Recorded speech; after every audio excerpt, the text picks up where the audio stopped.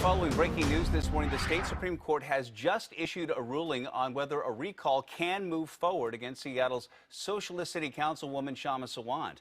Q13's Brandy Cruz joining us live. Brandy, you've been diving into this ruling, so what exactly did the court decide? Yeah, Bill, good morning. It's a long ruling, but the bottom line is that a recall can move forward to the signature gathering phase, and that means that Councilman Kshama Sawant's job is in jeopardy in a very real way.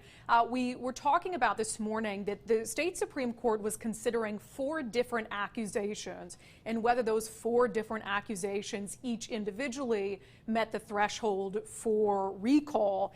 Only one of them had to move forward in order for a recall to proceed, and as you'll see, the state Supreme Court deciding that, yes, 3 of the 4 accusations are enough to warrant a recall. First, improper use of city resources. The court found that there is enough justification to say that Sawant did improperly use city resources to help support a Tax Amazon ballot initiative. Also, that she improperly allowed protesters into City Hall after hours back in June, flying in the face of COVID mandates, putting janitorial staff at City Hall in jeopardy. Also, that she led a protest to the home of Seattle Mayor Jenny Durkan when she should not have. Mayor Durkan's house is, her address at least, is protected under state law due to threats against her because of her time as a United States attorney. Not upheld, however, by the state Supreme Court is the accusation that Sawant gave power to an outside political organization, basically let Socialist Alternative decide who to hire and who to fire. But 3 of the 4 accusations now moving forward. So from here, the pro-Sawant recall side will have 180 days to gather around 10,000 signatures.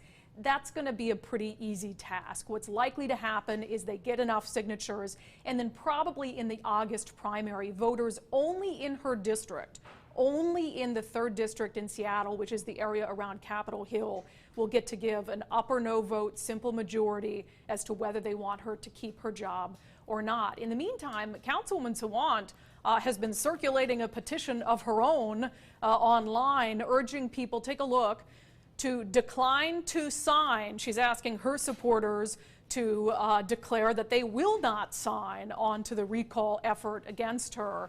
And so we will see what happens. But one thing is for certain, Bill, it is going to be probably a pretty high profile and pretty costly legal battle moving forward. You know, Brandy, we're talking about Mariners opening day. We're talking about the businesses that have been shuttered for a year in that area and the homelessness crisis that has just exacerbated. Now, Sawant was elected 2 years ago.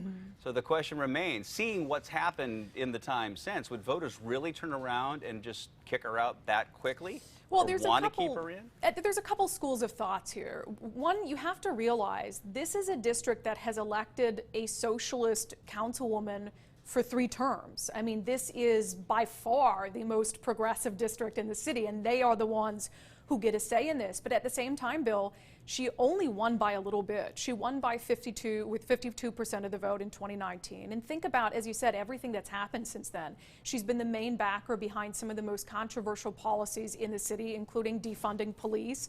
Her district is where Chaz thrived for days on end, much to the anger of a lot of residents up there.